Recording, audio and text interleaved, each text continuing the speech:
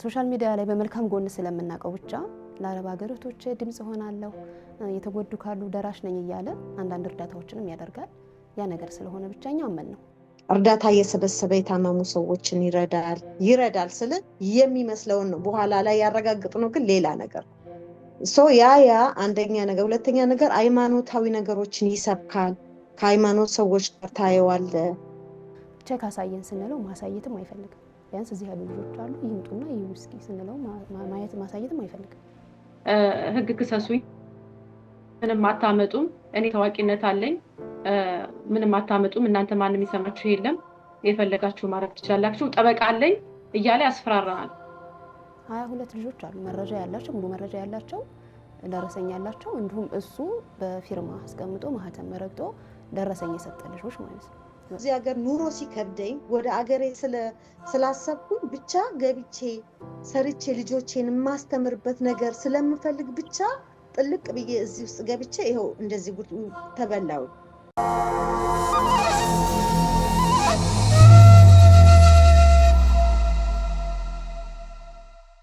ሰላም ጤና ይስጥልን የተከበራችሁ የዮሃ ሚዲያ ቤተሰቦች እንደምን ሰንብታችኋል በዮሃ ሚዲያ የተለያዩ ቤተሰባዊ ማህበራዊ ያልተነኩን ያልተዳሰሱ ታሪኮችን ወደ እናንተ ወደ ተከበራችሁ ተመልካቾች እንደምናደርስ ይታወቃል ዛሬም በአንድ ታሪክ ተገናኝተናል ኑሯችን በሰው ሀገር ያውም በስደት ነው አሁን ላይ ግን ድምጽ እንድትሆኑን እንፈልጋለን የደረሰብንን በደልም ስሙት ይላሉ የዛሬ ተረኛ ባለ ታሪኮቼ ከሳውዲ አረቢያና እዚህ ደግሞ ከሀገር ውስጥ ማለት ነው ጉዳያቸው ተመሳሳይ ስለሆነ ነው ሆኖም ግን የባለ ታሪካችን እዚህ ያለችው ባለ ታሪካችን ቀደም ብላ ነበር ወደኛ የመጣችው እሷ በመጣች ሰዓት ደግሞ ከነሱ ጋር መገናኘት አልቻልንም ነበርና እነሱን በሌላ ጊዜ ዛሬ አግኝቻቸዋለሁ ማለት ነው ምንድነው ታሪካቸው ምንድነው የምንሰማቸው የሚለውን ደግሞ በቆይታችን ወደ እናንተ እናደርሳለን በዮሃ ሚዲያ የሚቀርብ ታሪክ ካላችሁና እኛን ማግኘት ከፈለጋችሁ ደውሉ የመረጃ ክፍል ባለሙያዎች ሐሳባችሁን ተቀብለው ከኛ ጋር ያገናኟቸዋል እኔ አለምሰገድ ታደሰ ነኝ መልካም ቆይታ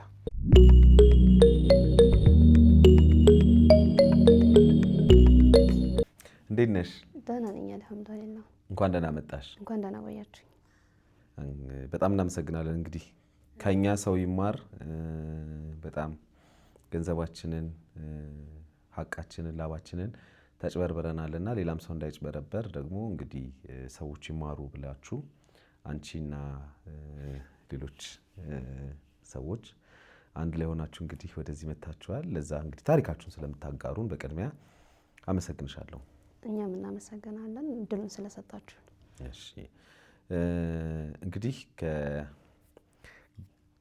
ገንዘብ ልካችሁ ከመጨረብር ጋር ነው በርግጥ ዛሬ የተገናኘነው ግን ከዛ በፊት እንደው አይ ቲንክ ሰርግሽን አራዝመሻል አዎ በሰላም ነው ያው በዚሁ ኬዝ ነው በዚሁ ኬዝ ነው ገንዘባተሽ ነው ገንዘባተች ሳይሆን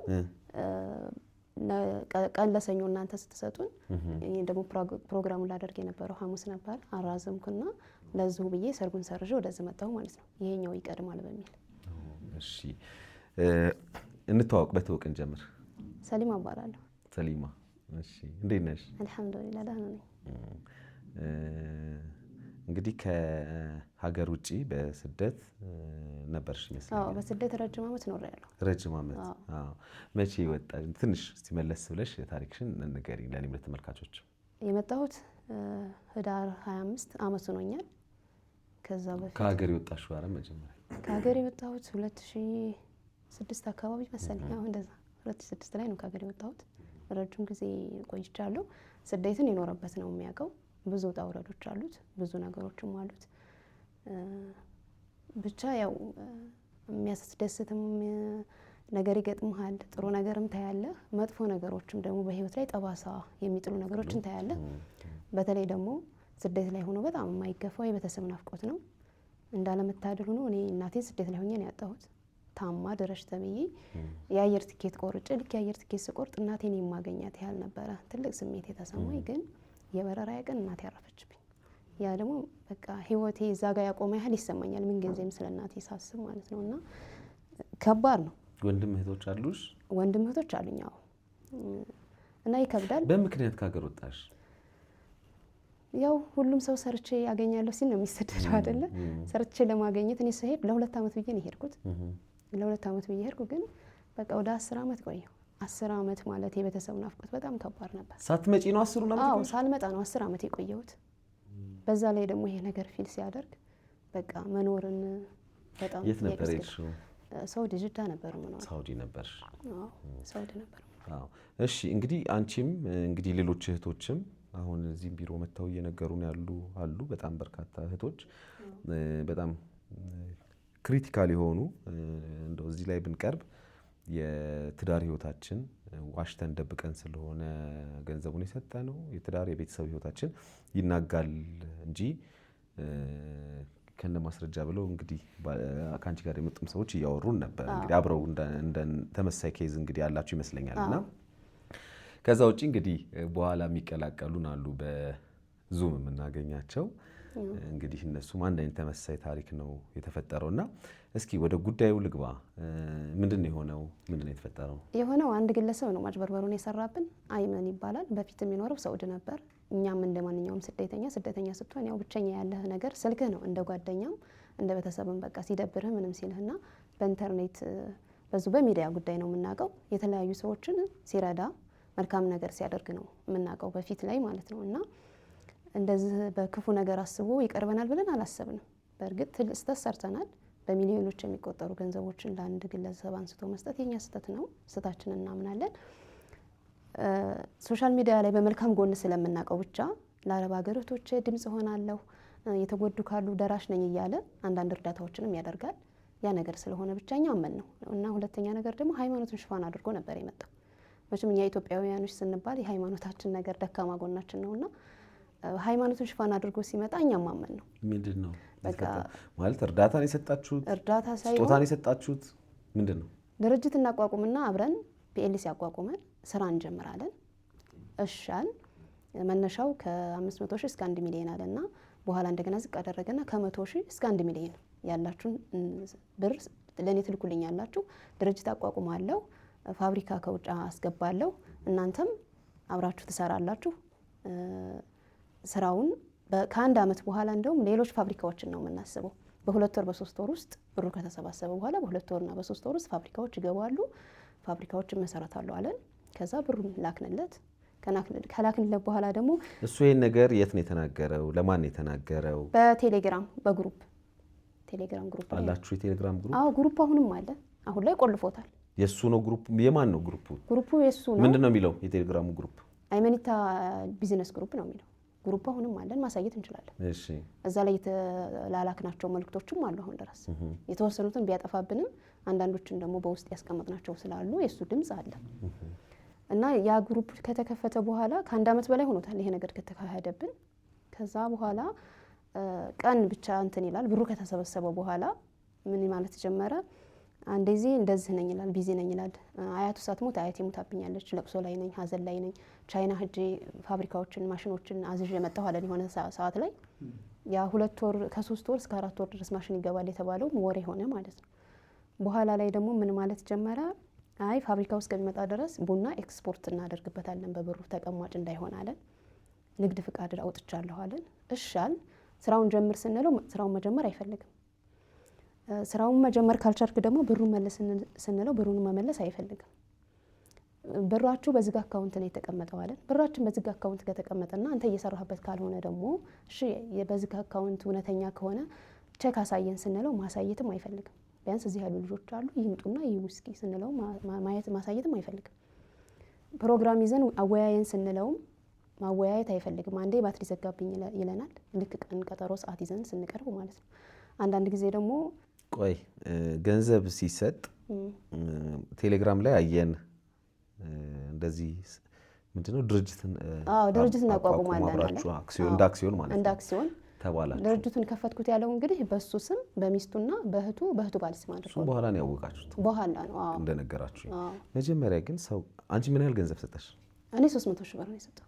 300 ሺህ ብር አንዴ ነው የላክሽው? 300 ሺህ ብር? አዎ አንዴ ነው የላኩለት። ለማን ነው የላክሽው? ለሱ። ብሩንም የሰበሰበው ደግሞ በተለያየ አካውንት ነው። በሱ በግሉ አካውንት የሰበሰበው የተቀበለን ልጆች አለን። አንቺ በማን አካውንት ገንዘብ? በአይመን አካውንት ነው የላኩት እኔ። ስሙ ማን ይላል? በራሱ አይመን መሐመድ። እሺ መቼ ነው የላክሽው? እኔ ግንቦት ላይ ነው የላኩት። አሁን የዚህ ግንቦት ነው። አዎ እኔ መጨረሻ ላይ የላኩ ሰው ነኝ። ለምን እንደመጣሁ ገጠር ነበር የተቀመጥኩት። ገጠር እንደተቀመጥኩኝ ረጅም ሰዓት ሚዲያ ላይ አልነበርኩም። ያው ግን ስራውን እንደሚጀምርና ስራውን እንደጀመረ ነገረኝ እሱ ማለት ነው። ስራ ጀምራችኋል ምናምን ስለው አዎ ምናምን አለኝ። ከዛ የዛ ግንቦት ላይ ነው እኔ የላኩት። ሌሎች የላኩት ግን ጥቅምት ላይ፣ ህዳር ላይ፣ ታህሳስ ላይ የላኩ ልጆች አሉ ከኔ ቀደም ብለው ማለት ነው። እኔ እንደውም መጨረሻ ላይ ነው ያስገባሁት። 300 ሺህ ብር አስገባሽ? 300 ሺህ ብር አስገብቻለሁ። ድርጅት ይከፈትላችኋል ተብለን እንግዲህ ከ100 ሺህ እስከ 1 ሚሊዮን ብር ነው የተላከው። ምን ያህል ሰዎች ናችሁ አሁን ገንዘብ ልከናል ብላችሁ የምታስቡት? 22 ልጆች አሉ መረጃ ያላቸው፣ ሙሉ መረጃ ያላቸው፣ ደረሰኝ ያላቸው፣ እንዲሁም እሱ በፊርማ አስቀምጦ ማህተም ረግጦ ደረሰኝ የሰጠ ልጆች ማለት ነው። እሺ ደረሰኝ ተሰጣችሁ? አዎ ደረሰኙን ለማግኘት ግን 1 አመት ሙሉ እሱን ለምነን ነው የሰጠን። ለምን 1 አመትነቱ ምናምን ሳይሆን ምን አይነት ደረሰኝ ተሰጣችሁ? ደረሰኝ ምን ያደረጋችሁበት ደረሰኝ ተብሎ ተሰጣችሁ? ተቆረጠላችሁ? የተቆረጠልን አብረን ቢዝነስ ለመስራት የተከፈለ ገንዘብ በሚል አብረን ቢዝነስ ለመስራት የተከፈለ ገንዘብ የሚባል ደረሰኝ አለ እንዴ ብሎ ነው እንትኑን የቆረጠው።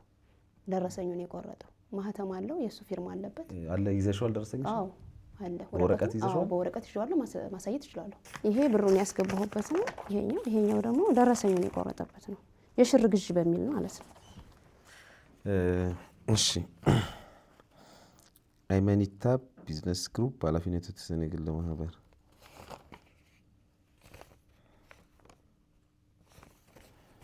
የሚለው አይመኒታ ቢዝነስ ግሩፕ ኃላፊነቱ የተወሰነ የግል ማህበር በአማርኛ አይመኒታ ቢዝነስ ግሩፕ ፒኤልሲ ይላል። ስልክ ቁጥር ተጽፎበታል። የገንዘብ መቀበያ ደረሰኝ ይላል። ይላል ሰሊማ ማናት? ሰሊማ ሰይድ ይላል። የገንዘብ ልክ በብር በፊደል ይላል 300 ሺህ ብር። ከዛ በቁጥርም አለ። የክፍያ ምክንያት ሼር ግዥ ይላል።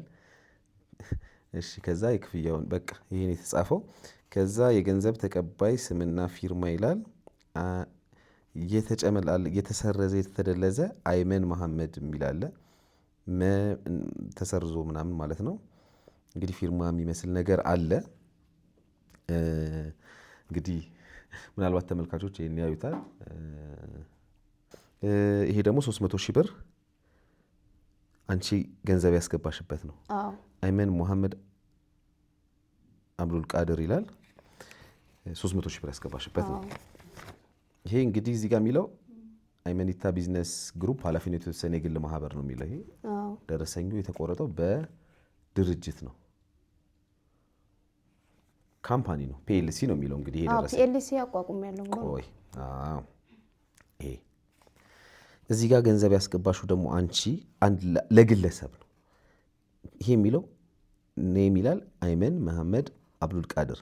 ይሄ ግለሰብ ነው፣ አንቺ ያስገባሽለት ሰውዬ 300 ሺህ ብር ያስገባሽው። ይሄ ደግሞ ካምፓኒ ነው። አንድ ሰው ገንዘብ ሲያስገባ እንግዲህ ሌሎችም እንዲማሩበት ስለሆነ ዋናው ዓላማ ግለሰብና ድርጅት ተለይቶ መታወቅ መቻል አለበት። ገባሽ አይደለ? ድርጅቱ ምንድን ነው የሚለው? አይመኒታ ቢዝነስ ግሩፕ ነው።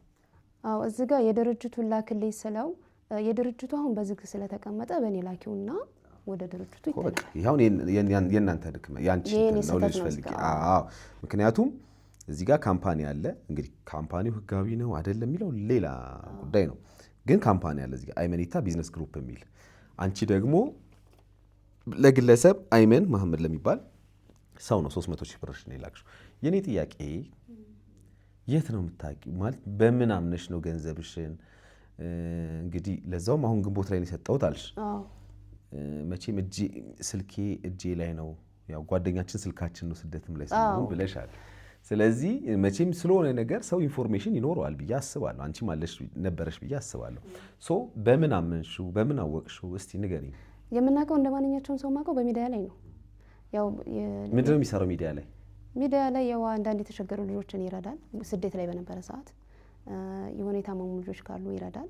በዛ ኬስ ስለምናውቀው መልካም ልብ ያለውና ቀና ልብ ያለው ሰው ነው ብለን ስላሰብን ነው እዚህ ስህተት ውስጥ የገባ ነው እንጂ በአካል ይሄን ያህል የምንተዋወቅ ሰዎች ሆነን አይደለም። ፐርሰናሊ ያንቺን ንገሪኝ። ሌሎች ሰዎች የራሳቸው እንደ ግሌ ማለት ነው። እንደ ግሌ ያው በዛ ነው የተሸወድኩትም በዛም ሚዲያ ላይ ሚዲያ ላይ በምን ሚዲያ ነው ምንድነው የሚቀርብ? ፌስቡክም አለው ቲክቶክ አለው የተለያዩ ሚዲያዎችን ይጠቀማል። አዎ እንደውም አሁን ብሩን ራሱ እንደተበላን እርግጠኛ የሆነና እንደ ታለን ያወቅ ነው። ከ4 ወር ከ5 ወር በፊት መሰለኝ ከ4 ዓመት በፊት አንዲት ልጅ ታማ ሳውዲ ላይ ብርኛው አዋተን የረዳናት ልጅ ነበረች። በሱ ላይ ነው የረዳናት። ከዛ እሱ በመሃል ታስሮ እስር ቤት ገባ። 1 ዓመት ምናምን ቆይቶ መጣ። ከመጣ በኋላ እዛ አግብቶ ልጅ ወልዶ ስራ ከፍቶ እየኖረ የዛችን የልጅ ገንዘብ አልሰጣትም። ያቺ ልጅ ቁማ እንኳን መሄድ የማትችል ልጅ ናት። እግሯ እንደዚህ ችግር ደርሶባት ታማ ነው መንቀሳቀስ አትችልም። ሰው እጅ ያለች ልጅ ናት። የዛችን የልጅ ገንዘብ 4 ዓመት ይዞ ተቀምጧል። ከዛ በሚዲያ ላይ ተከሶ ያንን ገንዘብ ሲመልስ በቃ የዛኔ እንደተሸወረ ገባን። እንኳን እኛ ጤነኛ ሆነን ሰርተን የምናገኝ ሰዎችን ቀርቶ የታመመና ሰው እጅ ያለ ከሰው ተረጥማን ይችላል። የት ነው ከሳችሁት የተቀበላችሁት? እኛ ሳንሆን የከሰስነው እሷ ልጅቷ የት ከሰሰችው? ሀቢባ ሚዲያ ላይ ከሰሰችውና ብሯ መለሰላት በ4 ዓመቱ። ለምን ብለ መለሰ እዛ ላይ ቀርቦ? አዎ ለምን ሲባል የልጅቷ አድራሻ ጠፍቶኝ ነው። እሱ ታዋቂ ሰው ነው፣ ሚዲያ ላይ ማንም ሰው ያውቀዋል። የሆነን ሰው ፈልጎ ማግኘት የሚችል አይነት ሰው ነው። እንኳን እሱ እኛ ብንሆነ ራሱ የከሌን አድራሻ ብንል ማንም ሰው ሚዲያ ላይ ከወጣ ይረዳሃል። መመለስ አለመፈለግ እንጂ መመለስ ቢፈልግ የልጅቷ አድራሻ ጠፍቶት አይደለም። እሺ ከዛ ገንዘቡን መለሰ። ግን የዛችን የታመመች ልጅ ገንዘብ እንደዛ አድርጎ ከበላ የኛን የጤነኞቹን እንደተሸወድንም የገባን እዛ ጋር ነው። አንዳንድ ምን ያህል ገንዘብ አጠቃላይ ሰጥተናል ብላችሁ ታስባላችሁ? ሁላችሁ ወደ እንግዲህ በተነጋገርነው መሰረት ወደ 11 ሚሊዮን ይደርሳል። ወደ 11 ሚሊዮን የሚደርስ ገንዘብ። እሺ እሱ ልጁን ጠየቃችሁት? ገንዘባችንን መልሰናል ብለህናል ወይ ደግሞ እንደዚህ ነው ብላችሁ? አዎ እንግዲህ 1 ዓመት ታግሰናል። ከዚህ በኋላ ድርጅቱም መጀመሪያ ቻይና ሄጄ ፋብሪካዎች ምናምን ቪዲዮ ቀርጾ አሳየንና ይሄን ላዝ ነው ምናምን 2 ወር ያህል ጠብቁኝ አለ። ተጠበቀ። ከዛ በኋላ ደግሞ እዛ ያለው ጥራት የለውም፣ ስለዚህ ወይ ከዱባይ ወይ ከህንድ ነው ማዘው ምናምን አለ። ያም ነገር እውነተኛ ነገር የለው። ምንድን ነው የሚያዘው? ማምረቻ ፋብሪካዎች። ምን ማምረቻ? እንትን ስፖንጅ ምናምን ቦንድድ እሱን ለማምረት ነው የሚለን። እሺ ይሄኛው ካልተሳካልህ ቢያንስ የቡና ኤክስፖርት አደርጋለሁ ብለህ ነበር፣ ይሄኛውን ስራ ጀምራል ነው። እሺ ንግድ ፍቃዱ ካለ ለምን አትጀምርም ስንለው በቃ የምንጠይቀውን ጥያቄ ከመመለስ ይልቅ ግሩፕን መቆለፍ፣ ድምጻችንን ማፈን፣ የሆነ ኮሜንት ካደረግን ደግሞ በውስጥ መጥቶ ኮሜንቱን ይልክና ማስፈራራት፣ እንደዛ ነገር ጀመረ። ከዛ በኋላ በቃ ይሄ ስራ እየሆነ ስላልሆነ እምነታችንም እየተሸረሸረ ስለሆነ ገንዘቡን መልስልናል ነው። ገንዘቡን መልስልን ስንለው ደግሞ በዚህ በ1 ዓመት ውስጥ እኛ ከስረናል። ከእለት እለት ኑሮ ውድነቱ እየጨመረ ስለሆነ ያስገባነው ገንዘብ አምና ላይ መግዛት የነበረው አቅም ዘንድሮ በጣም ወርዷል። ቀጣይም ሲሆን ደግሞ እኛ ኪሳራ ውስጥ እየገባን ነው። ገንዘቡን መልስ ስንለው ደግሞ ምን አለን? ገንዘባችሁን አልካድኩም፣ ግን የተደራጀነው እኮ ልንሰራ ነው። ስለዚህ ልንሰራ ስለሆነ መስራት ነው ያለብን። ስራው አልተጀመረም። ከ2 ወር በ3 ወር ውስጥ እስከ 4 ወር ውስጥ ረዘመ ከተባለ ስራ ይጀመራል ብለህ ሰበሰብከን። አሁን ስራው ካልተጀመረ ገንዘባችንን መልስልናል ነው። መልስ ስንለው ድርጅት የሚቆመው እኮ በ3 ዓመት በ4 ዓመት ነው። ምናልባችም ከእንግዲህ በኋላ 3 ዓመት 4 ዓመት ይቆያል። 3 ዓመትና 4 ዓመት ደግሞ እኛ መቆየት አንፈልግም። 3 ዓመትና 4 ዓመት መኖራችንንም አናውቅም። ዛሬ እኛ መስራት እየፈለግን ገንዘባችንን እየፈለግ ነው። ካልተጠቀምንበት ገና 3 እና 4 ዓመት መጠበቅ ለኛ ከባድ ነው። ስለዚህ ገንዘቡን ጠብቁና ድርጅቱ ይከፈታል ነው የሱ መልስ እንደዛ ነው። እሺ ድርጅቱን ደግሞ እናንተ ደግሞ ገንዘባችሁን ነው እኛ ደግሞ ገንዘቡን ነው የምንፈልገው። ለ3 ዓመትና ለ4 ዓመት እንደ ጠብቁ ያስገዳል ርቀት አለው ድርጅት ለማቋቋም ብሎ ነግሮን አይደለም እዛ ውስጥ ያስገባል። እንግዲህ መልእክት ማስተላለፍ ትችላለሽ? አዎ ለሱ አዎ ለሱ ማስተላለፈው መልእክቴ ምንድነው? መጀመሪያ እንደገባህልን ቃል መሰረት አልተገኘህም። በቃልህ ካልተገኘህ ደግሞ በ3 ወርና በ4 ወር ውስጥ ድርጅት እንደምታቋቁም ከዛ በኋላ ለኛ ስራ እንደምትፈጥርልን አድርገህ ነግረህን ነበር ያስገባህን። እስካሁን ድረስ ምንም ፍሬ ነገር ስላላየን ገንዘባችንን መልስልን። እኛስ የስደት እህቶች ብዙ ነገር መከራ በልተን ያንን ገንዘብ እንደምናመጣው ታውቃለህ። ስደት ላይ ኖረህበታል። አሁንም እኛ የምንፈልገው ሀቅ ገንዘባችንን ነው። ሀቅ ገንዘባችንን እባክህ መልስልን። ገንዘብ ስትልኩ ወይም ድርጅቱ ሲከፈት ወይም ይከፈታል ስትባሉ ገንዘብ ላክሽ ለምሳሌ ስትልኪ ውል አለ ምን አለ ማለት ምንድን ነው? ያው ብቻ በእምነት ነው እንጂ የሰጠነው ውል ነገር የለም። ስህተታችንን ምንም ነገር አላደረግንም። በቃ እኛ አመንነው አምነነው ይሄንን ገንዘብ ሰጠነው እንጂ ውል ነገር አላደረግንም። እስኪ ደግሞ የሌሎቹን እንስማ ተመልካቾች። እንግዲህ ይሄ አንቺ ታሪክ ነው፣ አንቺ ልሽን ነው። እንግዲህ ከሀገር ውጭ ደግሞ ያሉ እህቶች አሉ፣ በዚህ ሰዓት ከሀገር ውጭ ያሉ። ከነሱ ጋር ደግሞ እስቲ ምንድን ነው እነሱስ ከዚህ ከተባለው ግለሰብ ጋር ወይም ከተጠቀሰው ካምፓኒ ጋር ያላቸው ግንኙነት ምንድን ነው? እነሱስ በምን አይነት መልኩ ነው ገንዘባቸውን የሰጡት የሚለውን ደግሞ ከነሱ ጋር በምናደርገውን ቆይታ ወደዛ ልውሰዳችሁ። እንዴት ናችሁ? ሰላም ነን። ሰላም ናቸው። እንዴት ነው? አዎ ድምጼ ይሰማችኋል አይደል? እሺ በቅድሚያ ስላገኘኋችሁ አመሰግናለሁ። እንግዲህ ታሪክ አለን፣ እኛም ጥያቄ አለን። ጥያቄያችንን አድርሱልን ብላችሁ እንግዲህ ተደጋጋሚ የሆነ ጥያቄን እዚህም ባሉ ሰዎች ደርሶን ነበረ። እንግዲህ ጉዳዩ ደግሞ በቀጥታ የሚመለከተው እናንተን ነው። እንግዲህ ስለዚህ ዛሬ ተገናኝተናል ማለት ነው። በዛ መሰረት በቅደም ተከተል ከሁላችሁም ጋር ቆይታ ይኖረኛል። ዋና ዋና ነጥቦችን በምጠይቃችሁ መሰረት ዋና ዋና ነገሮችን ታስረዱኛላችሁ ማለት ነው። ከላይ ካለችው ነው የምጀምረው። መነጽር ያደረግሽው ማን ልበል በቅድሚያ? እኔ ፈዲላ ጀማል እባላለሁ። የምኖረው በሪያድ ነው። እሺ ፈዲላ። እና በመጀመሪያ በድጋሚ እድል ስለሰጣችሁን እናመሰግናለን። እሺ ምንም ችግር የለም። ስለተፈጠረው ነገር ከየት እንደምጀምርልህ ባቅ ደስ ይለኛል። ማለት ረጅም ታሪክ ነው የሆነውም። እኔ ጠይቃችኋለሁ። እኔ በምጠይቃችሁ መሰረት በዛ መሰረት ልታስረዱኝ ትችላላችሁ። እንግዲህ ጥቅል ሀሳቡ የዚህ ጉዳይ ዛሬ እናንተም ወደዚህ የመጣችሁበት ጉዳይ ገንዘብ በአንድ ግለሰብ አማካኝነት ተጭበርብረናል፣ ብዙ ገንዘብ ተወስዶብናል የሚል ነው ጥቅል ሀሳቡ። ስለዚህ አንቺ በመጀመሪያ ደረጃ ግለሰቡን የት ነው የምታውቂው? መቼ ነው የምታውቂው? ጥሩ። ሌሎቻችሁ ይህንን ጥያቄ እያሰባችሁ ጠብቁኝ። ተመሳሳይ ጥያቄ አብዛኛው ስለሚሆን ጥሩ። እንግዲህ ግለሰቡን እኔ በአካል አላውቀውም።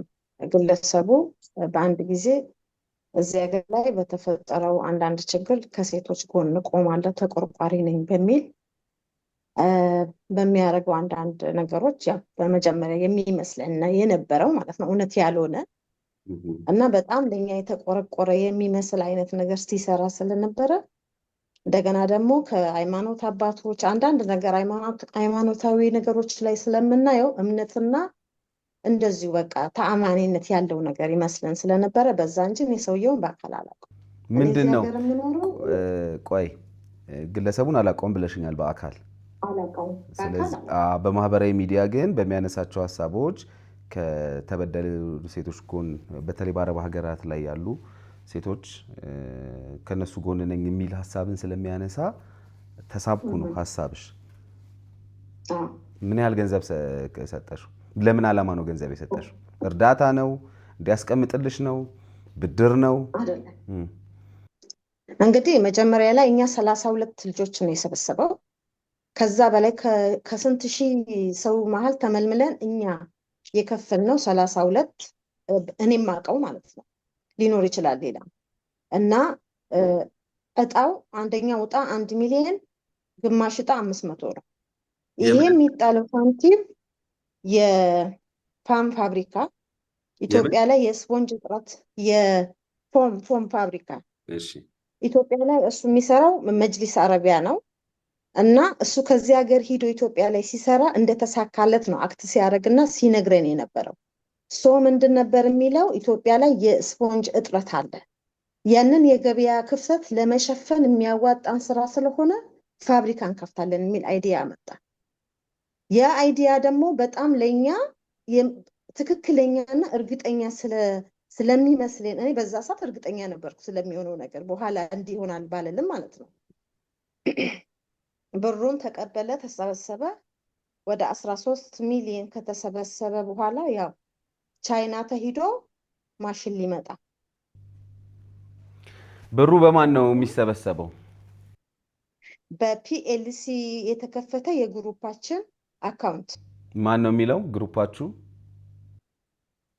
አይመን በራሱ ስም ሆኖ የኛ ስም ያው የግሩፕን ስም ያካተተ ነው እንጂ ዝርዝር ስም የኛ አልገባም እኮ። ምንድን ነው የሚለው ስሙ? ፒኤልሲው ስሙ ምንድን ነው የሚለው? ፒኤልሲ የድርጅት ነው፣ የግሩፕ ድርጅት። አይመኒታ ቢዝነስ ግሩፕ እሱ የራሱ ስም ነው። አይመኒታ የቢዝነስ ግሩፕ፣ አይመኒታ የቢዝነስ ግሩፕ ነው የሚለው። እሺ፣ ስለዚህ ገንዘባችሁን በዚህ አካውንት ነው ያስገባችሁት? አዎ፣ በዚህ አካውንት ነው የገባው። ምን ያህል ገንዘብ አስገባሽ አንቺ? እኔ 1 ሚሊዮን አስገባው። 1 ሚሊዮን ማለት ሙሉ እጣ ነው። እዚህ ሀገር እጣ ማለት ምንድን ነው? እኔ አልገባኝም። ማለት ሼር ነው ምንድን ነው? ሼር ነው፣ ሼር ነው። ለሚመሰረተው የስፖንጅ ፋብሪካ ሼር እንዲኖርሽ 1 ሚሊዮን ብር ከፈልሽ። አዎ፣ በኋላ ትርፍ ልንከፋፈል ማለት ነው። አዎ፣ ትርፋማ ሲሆን ልትከፋፈሉ፣ ሲከስር ልትከስሩ ማለት ነው። እንደዛ ነበረ። እሺ፣ ውል ነበራችሁ? ተዋውላችሁ ነበር? ውል በአካል እንደዚህ የተፈራረምነው የተዋዋልነው ነገር ባይኖርም ያው እንግዲህ አንዳንዴ እኛ ችግራችን ትልቁ ችግር ብዬ የማስበውን በእምነት ነው። እኔ በበኩሌ ምንም የተፈራረምኩት ውል የለኝም። ግን ያው ሲያወራ ከነበረው እሱ ካልነበረበት ሁኔታ እንደዚህ አይነት ክህደት ይመጣል ብዬ ስላላሰብኩኝ በሰዓቱ እንዲያውም እኔ ደረሰኙላ አልጠይቅም ነበረ። ደረሰኝ ራሱ የተሰጠን በመጀመሪያ የተሳሳተ ደረሰኝ ነው የተሰራለን። በሁለተኛው በጫና እና በግሩፑ የተከታታይ ጥያቄ እና ጫና ስናደርግበት ነው ትክክለኛውን ደረሰኝ በስሙ ጽፎ የሰጠን እንጂ መጀመሪያ የሰጠን ደረሰኝ ራሱ ከዛ በኋላ ነው በቃ ጥርጣሬዎች እየተጫሩብን የመጡና ሰውየው ትክክለኛ መንገድ እንደማይሄድ አውቀን ይቁም ይሄ ነገር ብለን ስራው እንዲቀር ያደረግነው ማለት ነው። ደረሰኙ አላችሁ የላካችሁበት የተቀበላችሁት? አዎ፣ የላክንበትም አለ። እሱም የተቀበለበት ማነው መቀበሉን የሚያሳይ ደረሰኝ ሰጥቷችኋል። እሺ፣ እሱን አይታችሁ ነው ምንድነው ማስተማመኛ ይሆናችሁ። እሺ፣ አንዴ ጠብቂኝ አንቺ መስመር ላይ። አሁን እናንተ ተራ በተራ ልክ እንደሰው ስማችሁን በቅድሚያ እና ምን ያህል ገንዘብ ያው ተመሳሳይ ነው አይደል ታሪካችሁ። ስለዚህ ምን ያህል ገንዘብ እንደሰጣችሁት ተራ በተራ ትነግሩኛላችሁ። እሙ የምትይዋ መጀመር ትችላለሽ። እሺ፣ ጤና ይስጥልኝ። ስለሰጣችሁኝ እድል በጣም አመሰግናለሁ። እኔ በእርግጥ የሶሻል ሚዲያ ተጠቃሚ አይደለሁም እና ስሜ ከሶሻል ሚዲያ መጠቀም ጋር የሚገናኝ አይደለም። ስምሽን መነገር አሁን ጥያቄ ነው እየጠየቅሽ። ቆይ አንዴ፣ ጥያቄ አይደል እያቀረብሽ ያለሽው? ስለሆነ የሆነን ግለሰብ ስም እየጠራሽ ነው ያለሽው። ገንዘቤን ወስዷል እያልሽ አይደለ እኮ። አንቺ ማነሽ? የማንን ገንዘብ ነው የወሰደው ነው የኔ ጥያቄ። ለዛ ነው ከሶሻል ሚዲያ ጋር የሚገናኝ ነገር አይደለም ነው እያልኩሽ ያለሁት። እሺ፣ አይ ልፈራ ስለምችል ብዬ ነው። ለዛ ነው። ምንድን ነው የሚያስፈራሽ? አይ ከዚህ በፊት ሶሻል ሚዲያ ተጠቃሚ ስላልሆንኩ ልፈራ እችላለሁ የሚል ነው። ሀሳቤን በደንብ ላልገልጽ እችላለሁ የሚል። ሀሳብሽን አይደለም የጠየቅኩሽ፣ ስምሽን ነው የጠየቅኩሽ። ስሜ ዘይነብ እባላለሁ። ያለሁት ሪያድ ነው፣ ዘይነብ ሳውዲ ማለት ነው። ከሳውዲ ሪያድ። ምን ያህል ገንዘብ ነው አሁን ለተባለው ድርጅት ያስገባሽው አንቺ? 500,000 500,000 የኢትዮጵያ ብር። እሺ፣ አንቺ 1 ሚሊዮን፣ አንቺ 500,000። እሺ፣ አዚዛ እንግዲህ እዚህ ላይ ባለው ስማችሁ ነው የምጠራው። እናንተ ትክክለኛውን ስማችሁን ንገሩኝ። እሺ፣ አዚዛ ቀጥይ። እሺ፣ ትክክለኛ ስሜም ያው አዚዛ መሐመድ ነው። የምኖረውም በዩናይትድ አረብ ኤምሬት ነው። ወንድም አይመኒታን የማውቀው ያው በዚሁ በሶሻል ሚዲያ ነው እንጂ እንዲህ በአካል አላውቀውም። ያው ሶሻል ሚዲያ ላይ እንደማየው ከሆነ እንደ ጥሩ እንትን ስደተኛ እህቶችን በጣም በደንብ አድርጎ እንደሚረዳ ምናምን በቃ ከሚያወራ ሃይማኖተኛ መስሎ ከሚያወራ ሁሉ በቃ አመንኩት። ሚዲያ ላይ በቃ ኑ ከኔ ጋር ስሩ፣ በተለይ ስደተኛ እህቶች ኑ ተለወጡ፣ ፋብሪካ እንክፈት በሚለው ተቀላቀልኩኝ ማለት ነው። ሼሬም ያው ግማሽ ሚሊዮን ነው፣ 500,000 ያስገባሁኝም 11ኛ ወር 2025 ላይ በቀን 30 ነው ያስገባሁለት ስንት ብር? 500,000 ብር። እና ያው 500,000 ብር እሺ ግማሽ ሚሊዮን። ጠብቂኝ አንቺ አንዴ። አንቺ የምታውቂው በሶሻል ሚዲያ እንዳለ እንደምታውቂው ነግረሽኛል። ቅድም ሶሻል ሚዲያ አልጠቀምም ያልሽ ልጅ በምን አውቀሽ ነው አንቺ ገንዘብ የላክሽው? እኔ የማውቀው እንደዚሁ እንደ እህቶቼ ሶሻል ሚዲያ ላይ ነው በእርግጥ የማውቀው፣ ግን አልጠቀምም ብለሽ ነበር ሶሻል ሚዲያ። አይ ምለው ማውራት ከዚህ በፊት ሰው ማላቅ እንዳልፈራ ያን ነው እንጂ ከዚህ በፊት እዚህ ልክ እንደነሱ ያው አፈጩሌ ስለሆነ በዛ ያው አመንኩት እና መጅልስ አረቢ ከዚህ በፊት ለቤተሰቦቼ አሰርቼ ነበረ እሱ ማለት ነው። ይሄ በፊት ይሄ አጀንዳ ሳይመጣ በፊት የዛሬ 2 ዓመት። መቼ ነው አንቺ ገንዘብሽን የላክሽው? ምን ያህል ጊዜው ነው ገንዘብ ከላክሽ? አይ እሱ አንድ ያሰራሁት 2 ዓመት ሆነው። ይሄኛውን ነው ያልኩሽ። ይሄኛውን ዓመት እንደዛ ቢሆነው ነው። እሺ ረሃማት አውርተሻለሁ? አንቺን አውርተሻለሁ? አይ አላወራሁም። እሺ ቀጥይ፣ ስምሽን ንገሪኝ፣ ምን ያህል ገንዘብ እንደላክሽለትና የት እንደምታውቂው እንዴት እንዳወቅሽው? እሺ ስሜ ራህመት ይመር እባላለሁ። የምኖረው ኢማራት ነው። ያወቅኩት በሶሻል ሚዲያ ነው። ፌስቡክ ላይ ነው እንትኑን ሀሳቡን ይዞ የመጣው። ከዛ በሊንክ ወደ ቴሌግራም ቴሌግራም ላይ ተቀላቅለን ያው በስደት እንደመኖራችን መጠን በቅርብ ጊዜ ስራ ይጀመራል፣ ከስደት ትወጣላችሁ፣ ቤተሰብ ሳይሆን ስራም አለኝ ብላችሁ ወደ ሀገራችሁ ትገባላችሁ የሚል ሀሳብ ሰጠን። በዛ ነገር ተስማምቼ እኔም 500,000 ብር አውጥቻለሁ። ያው በሰዓቱ ደግሞ ብሩ አልሞላልኝም ነበር። ቶሎ አስገቡ ወደ ስራ እንግባ ባካችሁ ሲል ከሰው ሁሉ ተበድሬ ነው ያንን ብር አሟልቼ የላኩት። ይኸው አሁን የሰውዳ እየከፈልኩ ነው ያለሁት ማለት ነው። እሺ እኔ እዚህ መታ ታሪክ ያካፈለችን ነበረች ከእናንተ ጋዛ የነበረች። ከዛ በኋላ እዚህ መታ ምን ያህል እንግዲህ ከባድ ጊዜ እያሳለፈች እንደሆነ ያው በገንዘቡ ምክንያት እየገለጸች ነው ያለችው። መጀመሪያ ያወራሁሽ እሺ ወደ አንቺ ልመለስ። ወደ 30 ምናምን እንደርሳለን። እዚህ ውስጥ ያላወራሁት አለ ሌላ? አሁን ያለው ነይ። እሺ ነይ፣ ስምሽን ንገሪኝ። እኔ የምኖረው ፋጡማ አደም እባላለሁ። እሺ ፋጡማ፣ የት ሳውዲ ነው የምትኖሪው? አዎ ጅዳ አካባቢ ነው የምኖረው። እሱን ያወቁት በሶሻል ሚዲያ ላይ ነው የማውቀው እና ብሬንም ከሰጠው ደግሞ 1 ዓመት ወደ 1 ዓመት ከ6 ወር አካባቢ ይሆናል ግሩፑ ከተሰበሰበ በኋላ ማለት ነው። ስንት ብር የሰጠሽው? 500,000። 500,000 እሺ 500,000 የት ነው የምታውቂው አንቺ? በሶሻል ሚዲያ ነው የማውቀው ብለሻል። በሶሻል ሚዲያ ነው የማውቀው። ኦኬ እሺ። ሌላ ያላወራሁት አለ እዚህ ውስጥ? የለም። ጥሩ እሺ። መጀመሪያ ወደ አወራሁሽ ልሂድና ከዛ በኋላ ምናልባት ለሷ ማነሳላት ጥያቄ ላይ የተለየ የምትጨምሩት ሀሳብ ካለ አሌክስ እድል ስጠኝ ማለት ትችላላችሁ። ወደ 30 እንጠጋለን ብለሽኝ ነበረ። ይሄ ነገር እንትን ያደረግነው 30ችሁም ተገናኝታችኋል። ስለዚህ ጉዳይ ሌሎቹ ምን ይላሉ? እንግዲህ 32ታችን ግሩፕ ላይ ቴሌግራም ግሩፕ ላይ ሁሌ የምንሰበሰብ ነበረ፣ ስብሰባ ነበረ እና እዛ ስብሰባ ላይ ብዙ ይወራል።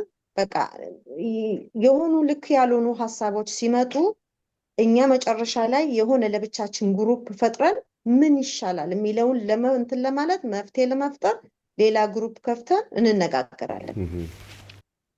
አሁን የመጨረሻውን ስብሰባ ሁሌም ነው ቻይና ሄድኩ ቃል አመጣ ነው የሆኑ ብቻ ልክ ያልሆኑ ነገሮች እንዳሉ ይታወቃል ካካሄዱ። እኔ ቀደም ብዬ ከ6 ወር በፊት ኢትዮጵያ መጥቼ ነበረ እና እኔ ብሩ እንደምታውቀው ነው ምንዛሬ እንዴት እንደሆነ እኔ የዛሬ 2 ዓመት ገደማ ነው ብሩን ስሰጠው የነበረበትና አሁን ያለበት ሁኔታ ግልጽ ነው። ለዛ እኔ ኢትዮጵያ ስመጣ እንግዲህ ብሩ እንዲቁጭ ብሎ ምንም ያኔ በ3 ወር ነው ስራ ጀምራሉ ያለው። አጣድፎ ነው ብሩን የተቀበለን። ግን አመት ከምናምን ቁጭ ሲያደርገው በዝግ አካውንት ነው የሚለኝ። እኔ ማንቀሳቀስ አልችልም፣ ዝግ አካውንት ነው ይሄ የፒኤልሲ አካውንት በግለሰብ አይንቀሳቀስም በሚል ውሸት እኔ ኢትዮጵያ ሄጄ ብር ያስፈልገኛል ቢያንስ ግማሹን እጣ ያዘውና ግማሹን ስጠኝ፣ ግማሹን ተጠቃቅሜበት ስራው ሲጀምር መልሳለሁ በሚል ጠየቁት። በፍጹም እኔ አልችልም፣ ማውጣት አልችልም፣ ዝግ አካውንት ስለሆነ ባይሆን እኔ ተቸግሬ ተበድሬ ላምጣልሽ በሚል 200 ሰጠኝ። በሰዓቱ በጣም ስለሚያስፈልገኝ 200 ሰጠኝና ቀሪውን 300 ደግሞ ሰሞኑን ሰጥሻለሁ ብሎኝ ለወር ያክል የሜጃ ጊዜ እስኪደርስ ድረስ ቴሌፎን አያነሳም፣ መልስ አይሰጠኝም። ቢያነሳም ያው ውሸት ነው የሚነግረኝ። ተመልሼ ወደዚህ ሀገር ተመልሻለሁ፣ እረፍቴን ጨርሼ ማለት ነው። ስለዚህ 800 ሺህ ብር ነው የሚቀርሽ? አዎ ልነግርህ ነው። አሁን ከዛ እንደገና ተመለስኩኝና እዚህ ሰሞኑን ደግሞ ወንድሞቼ ብር ያስፈልጋል እና ጠየቁት። በግልጽ ሲጠይቁት እሰጣለሁ፣ አይክድም እሱ ችግሩ አይክድም፣ እሰጣለሁ ይላል።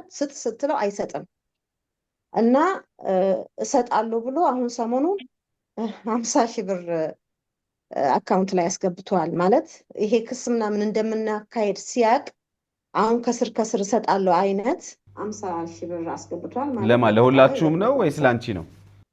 ለተወሰነ ለሚጨቃጭቁ ሰዎች። ከዚህ ውስጥ ገንዘብ የደረሰው አለ? ገንዘብ የደረሰው አለ ከዚህ ውስጥ ከእናንተ ውስጥ? እንደሷ ለምሳሌ 50 ሺህ ብር እንደ ደርሶሻል? ማንም የለም? እሺ ለምን መሰለህ? እኔ አሁን ወንድሜ ደጋግሞ ስለሚጠይቀው እዛው አካባቢ ስላለ ጫና ሲፈጥርበት በቃ እኔ የለኝም ነው የሚለው። አሁን ደግሞ እኔ አሁን ዝግ አካውንት ያለውና የለኝም ከሚለው ጋር በጣም የተለያየ ሀሳብ ነው። መጀመሪያ ብሩ አይነካም ነው ያለው። የቻይናው ማሽን ሲቀር እየረሳው ስነግር የቻይናው ማሽን ሊያመጣ ሂዶ በፎቶ አሳይቶን ይሄ ነው ማሽኑ እንዲህ ነው የሚሰራው ብሎን መሬት 80% ያለቀለት እንዳለ መጥቶ ማሽኑ ስራ እንደሚጀምር ሲናገር አምነነው እንደገና በስንተኛ ወር ኢትዮጵያ ከመጣ በኋላ ይሄኛው ማሽን ከሱ የተሻለ አፕዴት የሆነ ከዱባይ ስለሚመጣ የቻይናውን ሰርዘን የዱባዩ አምራችነቱና ውጤታማነቱ የተሻለ ስለሆነ እሱ ይመጣል አለ። እሺ እንጠብቃለን አልነው። ድፍን ዓመት ከ6 ወር በዚህ ሁኔታ ቆየን ማለት ነው። ግን አሁንም ምንም ተጨባጭ ነገር የለም። ሁሌም አዲስ ነገር ነው የሚፈጠረው። የተወራው ነገር ትቶ እንደገና አዲስ አርስት ነው የሚከፈተው። በዚህ ምክንያት እዚህ ደርሰናል እና አሁን በምን አይነት መንገድ ነው እኛ ገንዘባችንን መቀበል የምንችለው? ለምን እሰጣለሁ ይላል። ጠጋ ብለህ ስትጠይቀው አይሰጥም፣ ቴሌፎን አይመልስም። ምናልባት ገንዘቡን እንግዲህ አሁን ሁላችሁም የሰጣችሁት እንደተረዳሁት ከሆነ አንድ ፒኤልሲ ይቋቋማል፣ የስፖንጅ ማምረቻ ተብላችሁ ለዛ የስፖንጅ ማምረቻ ድርጅት ወይም ለሚመሰረተው ድርጅት እንደ ሼር ወይም እንደ አክሲዮን እንደ ባለ ድርሻ ገንዘብ ከፍለናል ነው ጥያቄያችሁ። ከዛ በኋላ በከፈልነው ገንዘብ ደግሞ ምንም የመጣ ነገር የለም፣ ገንዘባችንን ይመልስልን፣ እስካሁን አልመለሰልንም ነው እያላችሁኝ ያላችሁት ለእኔ። እሺ ታዲያ ይሄ ገንዘባችሁን የወሰደው አካል ጋር ሄዳችሁ በህግ ፊት ለምን አትጠይቁ? ጥሩ እንግዲህ አሁን እኛ ያለነው ውጭ ሀገር ነው አይደል? ያለነው በህግ ለመጠየቅ ብዙ እንከኖች አሉ። አሁን ህግ ለመጠየቅ ውክልና አንዳንድ ነገሮች አሉ፣ ወይም በአካል መገኘት አለብን። ሲቀጥል እኛ ውጭ ያለ ልጆች እኔ ስለ ራሴ ስነግር ስለ ህግ ምንም የማውቀው ነገር የለም፣ ምን እንደሚጠበቅ መጀመሪያውኑ ህግ ስለ ህግ ባቅ ኖሮ ይሄንን ነገር ያለውን አልገባበትም ነበረ። ምንም የጠለቀ እውቀት የለኝም ስለ ህግ፣ በእምነትና በቃ በእንደዚህ በእንትን ነው እስከዛሬ። ከእናንተ ውስጥ በአካል የሚያውቀው ሰው አለ ማለት? በመጀመሪያ ደረጃ ያው ህግ እንዳልሽው ራሱን ችሎ አካሄድ አለው።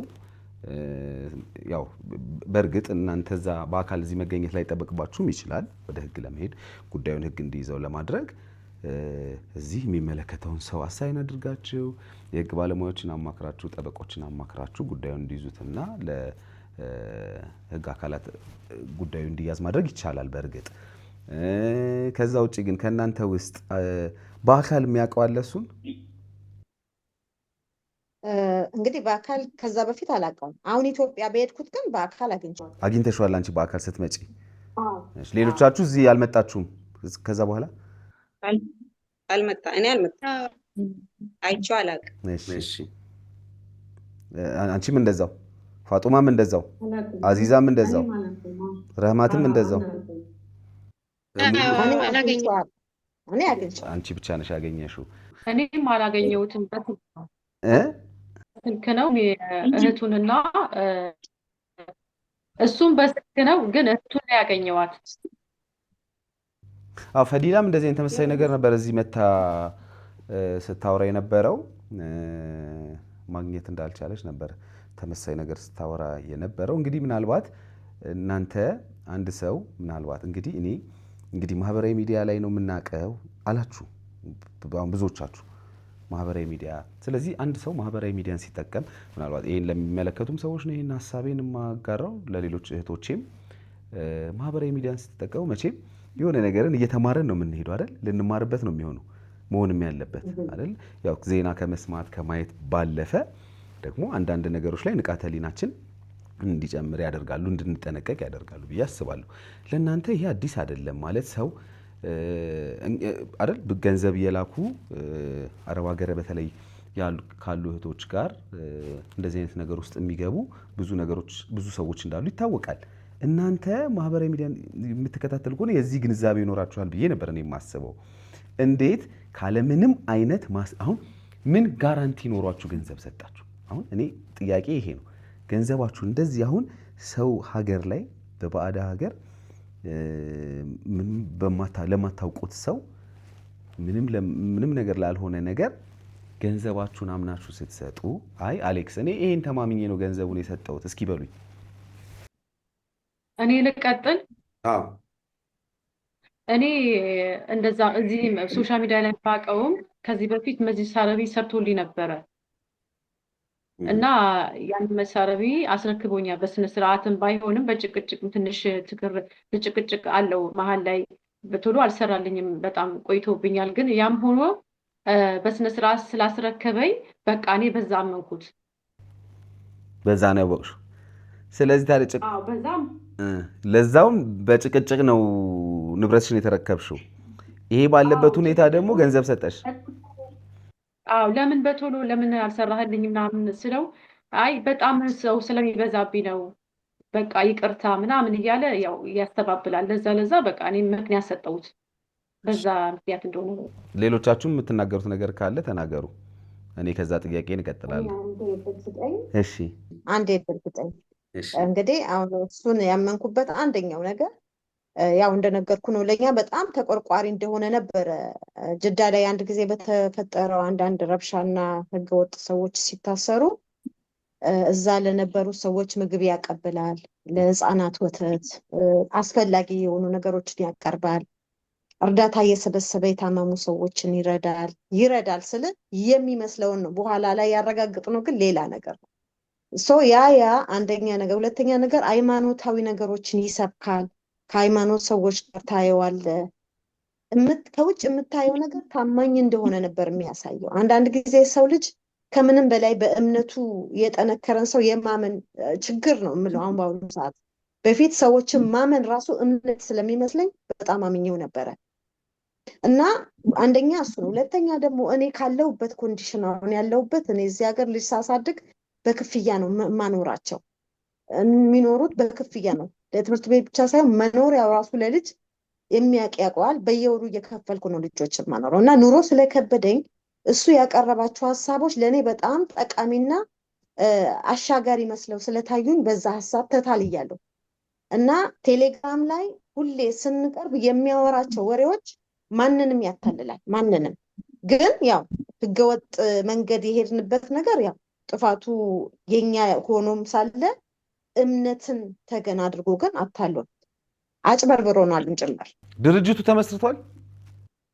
አልተመሰረተም። ያው የተመሰረተ ማለትም አልመጣም። ምንም የተደረገ ነገር የለም። ገንዘባችሁን ስትጠይቁት አሁን ምን ይላችኋል ታዲያ ተቋሙ ወይም ግለሰቡ? እኔ የለኝም ነው እያለኝ ያለው። እሺ አዚዛ የለኝም፣ ከስር እሰጣለሁ።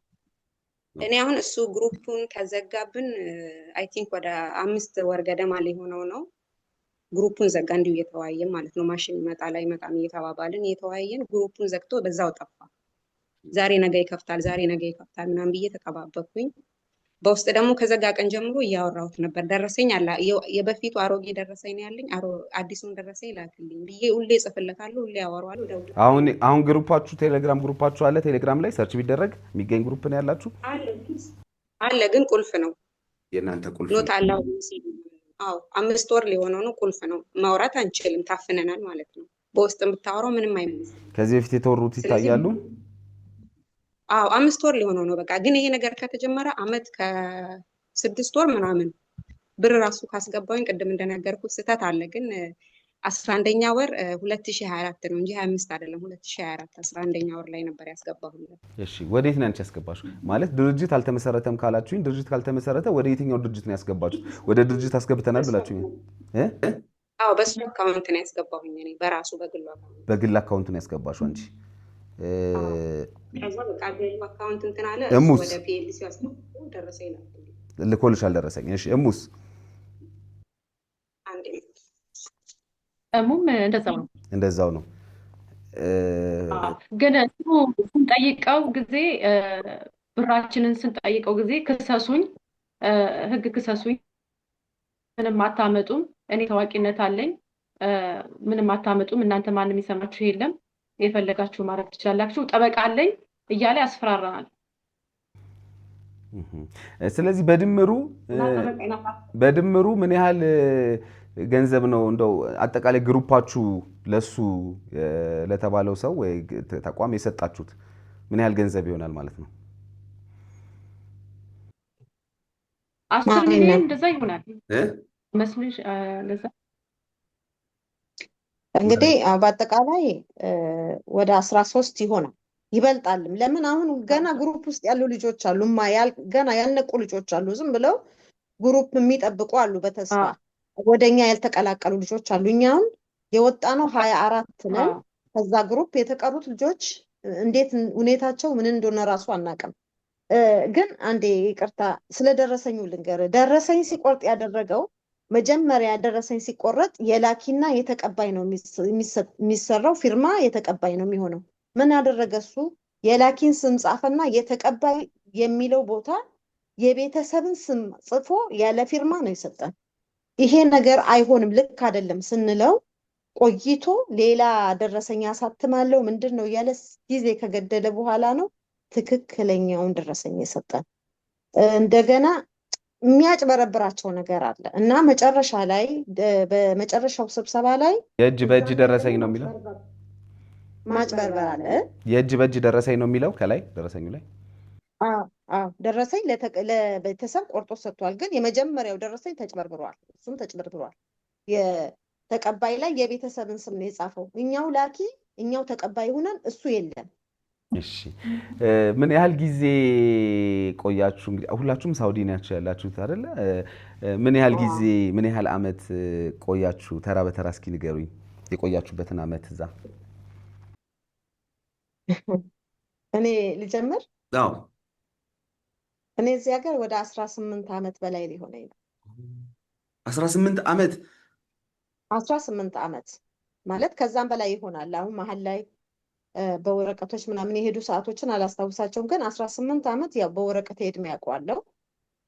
እዚሁ ነው እንግዲህ መኖሪያዬን ያረኩት።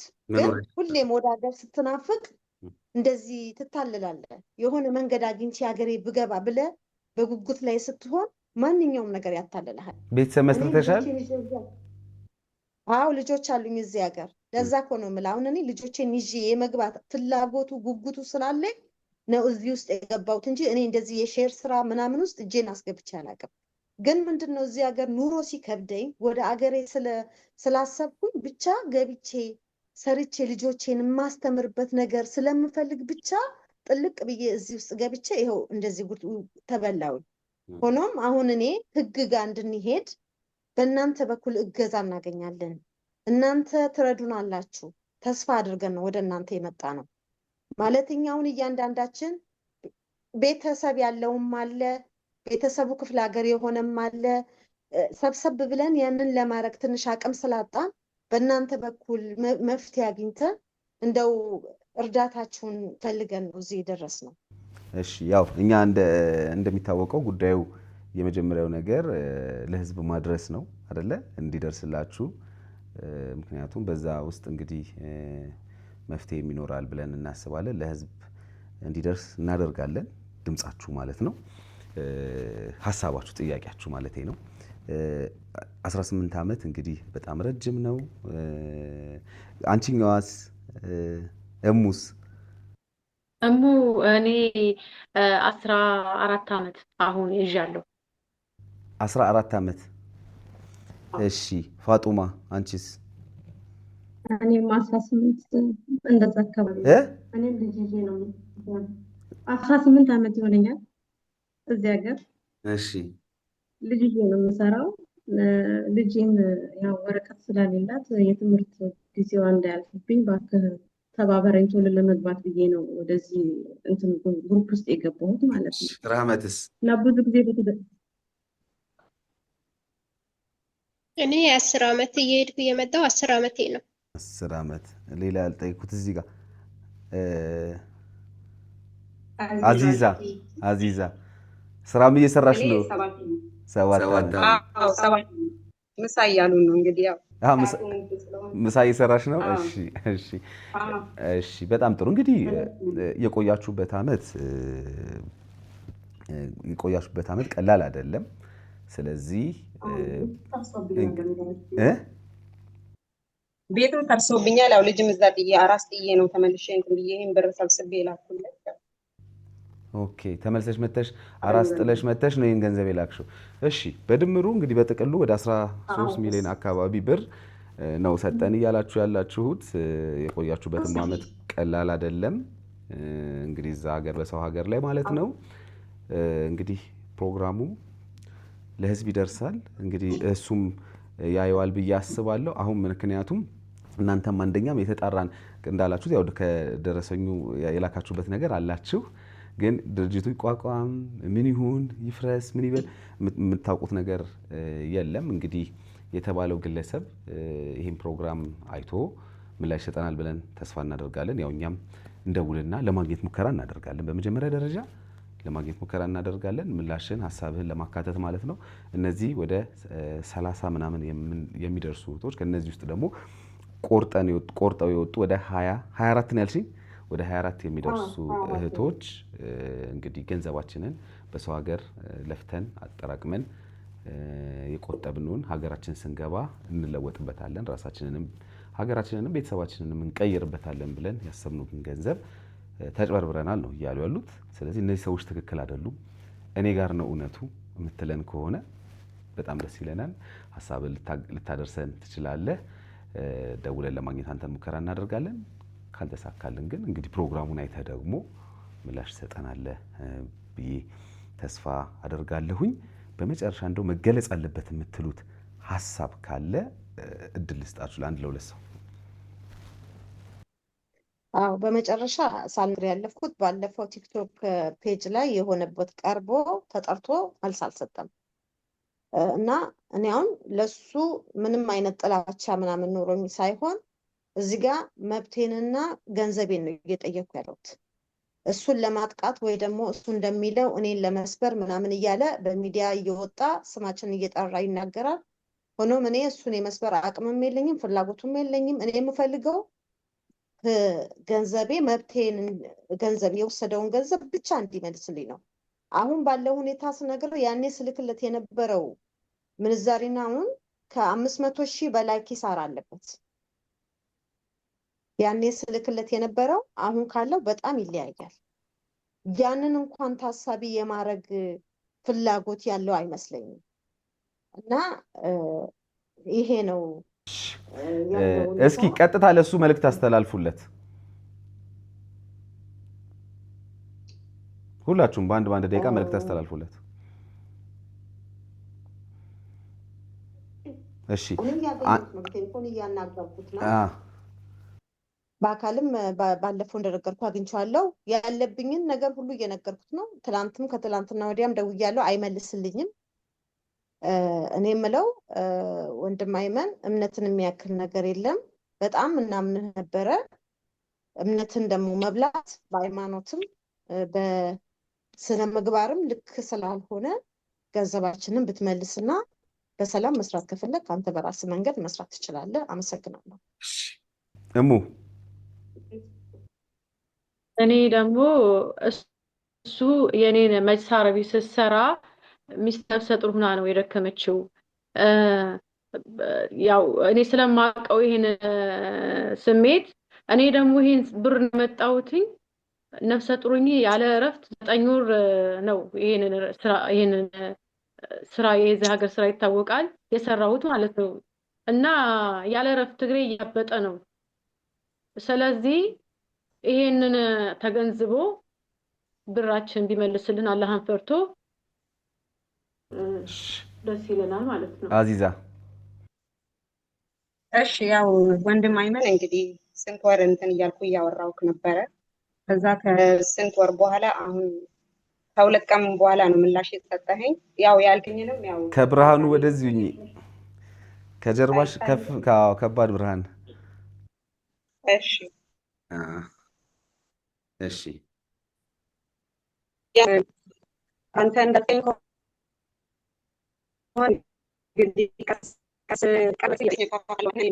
ብራችሁ አለ ዝግ አካውንት ላይ ነው ያለው። ማንም እኔም መንካት አልችልም፣ ብዙ ፕሮሰስ አለው ብለሃል። ስለዚህ ብሬን እዛ ዝግ አካውንት ላይ ያለውን ብሬን እንድትመልስልኝ በትህትና እጠይቃለሁ ነው። ይሄን ነው ብለው እንግዲህ። እሺ ፋጡማ እኔ ደግሞ በቻልከው መጠን በሃይማኖት ሽፋን ሆነ ሰዎችን የሚጎዳ ተግባር ባትሰራ በጣም ደስ ይለኛል። የሃይማኖት አስተማሪዎቻችንን የነሱን ስም ተጠቅመህ ደግሞ በሚዲያ ላይ ሰዎችን መሸወድ በአላህም በሰው ፊትም ጥሩ አስተያየት አይሰጥህም እና ከዚህ ተግባርህ ብትቆጠብ ደስ ይለኛል እና በቻልከው መጠን ብር የምትመልስልኝ ደስ ይለኛል። ረህመት እሺ እኔ የማስተላልፍለት መልእክት ያው በስደት እንደመኖራችን መጠን በጣም የተጎዳን ሰዎች ነን። እሱ ደግሞ ከዛም በላይ በሞራልም በጊዜያችንም በጣም ተጫውቶብናል ማለት ነው። ስራ ውለን ደክመን ማታ እሱ ጠብቁኝ ፕሮግራም አለ ይላል። እሱም በመጠበቅ 6 ሰዓት 7 ሰዓት ማታ እንጠብቃለን። የምን ፕሮግራም ይወጣል ወይም ዝም የምን ፕሮግራም ነው? ውይይት አለን ይልና ጠብቁኝ ይላል። እንጠብቃለን። ማታ እኛ ስራ ነው የምንውለው፣ ደክመን ነው የምንውለው። እንደገና ማታ እሱን 7 ሰዓት 6 ሰዓት እንጠብቃለን። ያም ሆኖ አይሆንም። ያን እንደዛ እያደረገ 1 አመት ታግሰነዋል። 1 አመት ሙሉ ተጎድተናል። ከዚህ በኋላ ልንጎዳ አይገባም። ችግራችንን ተረድቶ ያለንበትን ነገር ያውቃል። በብዙ ነገር የወደቅን ሰዎች ነን። አስረድተነው ነው ያስገባል። እለውጣችኋለሁ ብሎ ማለት ነው። ያን እስካለ ድረስ ከዚህ በኋላ ሀላስኛ አቅምም የለንም ጉልበትም የለንም። ብራችንን ይመልስልን ነው የምለው እኔ። በጣም አመሰግናለሁ። አይ ቲንክ ሁላችሁም ሀሳባችሁን ነግራችሁኛል። እዚህም ፈዲላ ደግሞ በመጣሽ ጊዜ እሷን በሷ በኩል ያለውን ታሪክ ነግራናለች ማለት ነው። ተካከል ፈዲላ አይደለችም፣ እንትና ናት። ማናት? ሰሊማ ነው እዚህ መታ የነበረው። እሺ ያው ዘንግቼ ነው። ምክንያቱም እሷ የመጣችበት ቀንና አሁን ይሄ እናንተን እያወራሁበት ያለው ቀን በጣም የተለያየ ነው። በተለያየ ምክንያት አልተገናኘንም ነበርና ለዛ ነው። ስለዚህ እንግዲህ ጥቅል ሀሳባችሁን እኔም ተመልካቾችም ተረድተናል። አሁን ያላችሁት ሰው ወይም ያላችሁት ተቋም ወይም ያላችሁት ግለሰብ ይህንን ነገር አይቶ አፋጣኝ ምላሽ እንደሚሰጣችሁ ተስፋ አደርጋለሁኝ።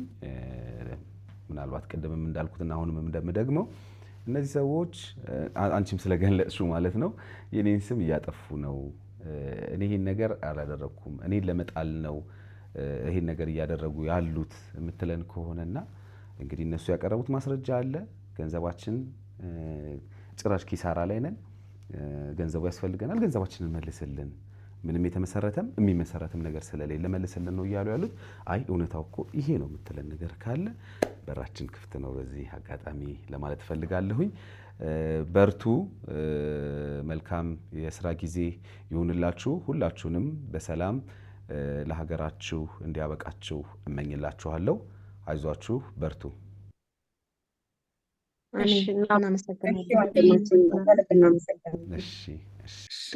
ታችሁ ስለሆናችሁ እናመሰግናለን። እንግዲህ የተከበራችሁ ተመልካቾች ከባለ ታሪኮቻችን ጋር ያደረግነው ቆይታ ይሄንን ነው የሚመስለው። ስለዚህ ምላሽ ካለ ልታገኘን ትችላለህ ማለት ነው። እኛም ለማግኘት ሙከራ እናደርጋለን። አንተን ካልተሳካልን ግን ፕሮግራሙን አይተው ምላሽ ተጠናለ ብለን እናስባለን። በጣም ለረጅም ጊዜ በጣም በተደጋጋሚ እነዚህ እህቶች ይህን ጥያቄ ወደኛ በጣም በተደጋግሞ አቅርበውልናል። ስለዚህ በዛ መሰረት እንግዲህ እኛም ለህዝብ ለማድረስ ሞክረናል ማለት ነው። በእዮሃ ሚዲያ የሚቀርብ ታሪክ ካላችሁ እኛን ማግኘት ከፈለጋችሁ ደውሉ። የመረጃ ክፍል ባለሙያዎች ሀሳባችሁን ተቀብለው ከኛ ጋር ያገናኟችኋል። እኔ አለምሰገድ ታደሰ ነኝ። መልካም ጊዜ